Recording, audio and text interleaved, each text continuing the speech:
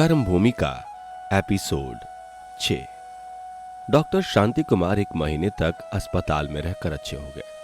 तीनों सैनिकों पर क्या बीती नहीं कहा जा सकता, पर अच्छे होते ही पहला काम जो डॉक्टर साहब ने किया वह तांगे पर बैठकर छावनी में जाना और उन सैनिकों की कुशल पूछना था। मालूम हुआ कि वह तीनों भी कई दिन अस्पताल में रहे, फिर तब्दील किए गए। रेजिमेंट के कप्तान ने डॉक्टर साहब से अपने आदमियों के अपराध की क्षमा मांगी और विश्वास दिलाया कि भविष्य में सैनिकों पर ज्यादा कड़ी निगाह रखी जाएगी।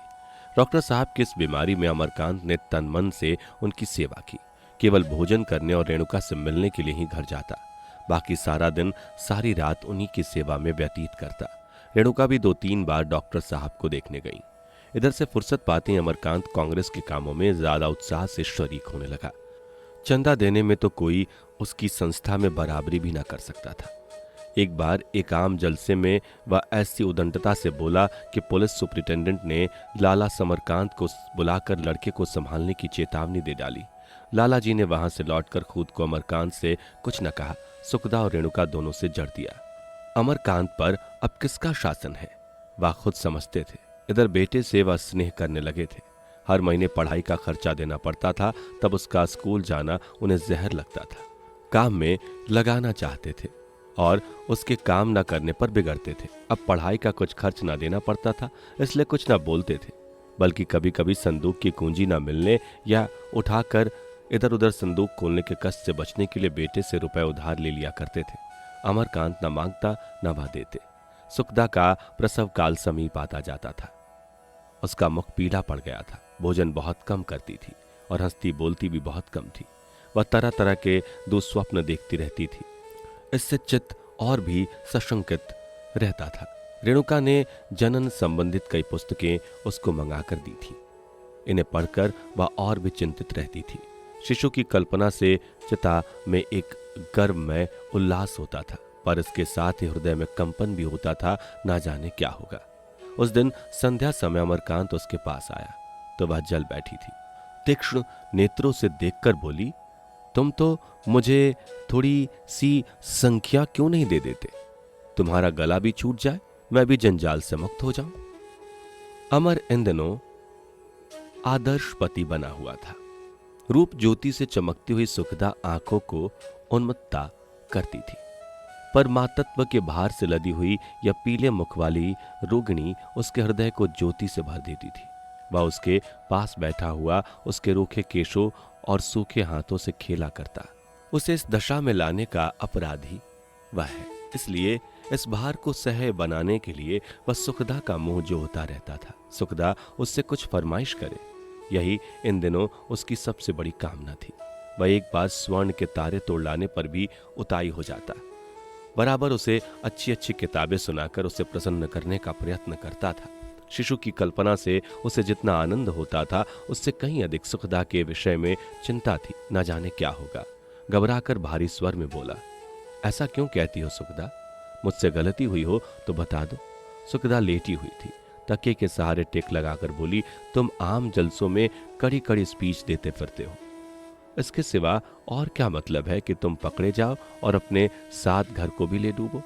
दादा से पुलिस के किसी बड़े अफसर ने कहा कि तुम उनकी कुछ मदद तो करते नहीं, उल्टे उनके किए कराए को धूल में मिलाने को तुले बैठे हो। मैं तो आप ही अपनी जान से मर रही हूं। उस पर तुम्हारी यह चाल और भी मारे डालती है। महीने भर डॉक्टर साहब के पीछे हलकान हुए, उधर से छुट्टी मिली तो यह पचड़ा ले बैठे। क्या तुमसे शांतिपूर्वक नहीं बैठा जाता? तुम अपने मालिक नहीं हो कि जिस राह चाहो जाओ? तुम्हारे पांव में बीड़ियां हैं। क्या अब भी तुम्हारी आंखें नहीं खुलती? अमरकांत ने अपनी सफाई दी। मैंने तो कोई ऐसी स्पीच नहीं दी जो कड़ी कही जा सके। तो दादा झूठ बोल रहे थे। इसका तो यह अर्थ नहीं कि मैं अपना ही मुंह सी लूं। हाँ, तुम्हें अपना मुंह सीना पड़ेगा। दोनों एक क्षण भूमि और आकाश की ओर तकते रहे। तब अमरकांत ने परास्त होकर कहा, अच्छी बात है, आज से अपना मुंह सी लूंगा। फिर तुम्हारे सामने ऐसी शिकायत आए तो मेरे कान पकड़ना। सुखदा नरम होकर बोली, तुम नाराज होकर यह प्रण नहीं कर रहे हो। मैं तुम्हारी अप्रसन्नता से थर थर कांपती हूं। मैं भी जानती हूं कि हम लोग पराधीन हैं। पराधीनता मुझे भी उतनी ही अखरती है जितनी तुम्हें। हमारे पांव में तो दोहरी बेड़ियां हैं, समाज की अलग, सरकार की अलग, लेकिन आगे पीछे भी तो देखना होता है। देश के साथ हमारा जो धर्म है वह और प्रबल रूप से पिता के साथ है, और उससे भी प्रबल रूप से अपनी संतान के साथ।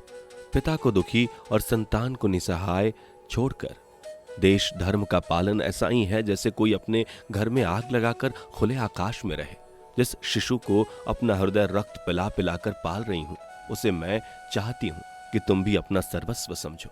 तुम्हारे सारे स्नेह और निष्ठा का एकमात्र उसी को अधिकार देखना चाहती हूं। अमरकांत सिर झुकाए यह उपदेश सुनता रहा। उसकी आत्मा लज्जित थी, उसे धिक्कार रही थी।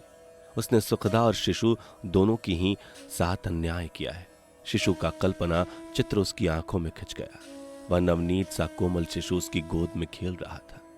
उसकी संपूर्ण चेतना सी कल्पना में मग्न हो गई। दीवार पर शिशु कृष्ण का एक सुंदर चित्र लटक रहा था।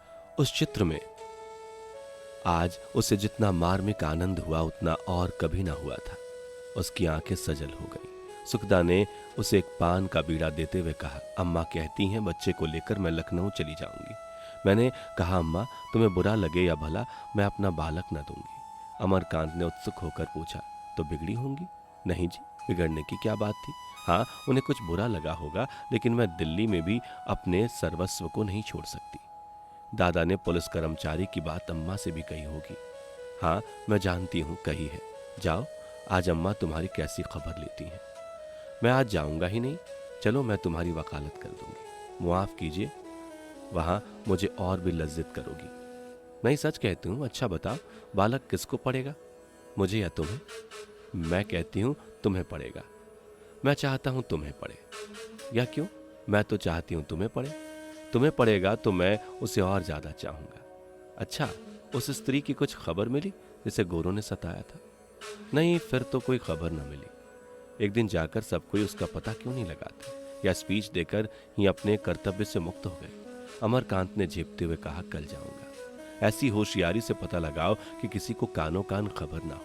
अगर घर वालों ने उसका बहिष्कार कर दिया हो तो उसे ले आओ। अम्मा को उसे अपने साथ रखने में कोई आपत्ति ना होगी। यदि होगी तो मैं अपने पास रख लूंगी।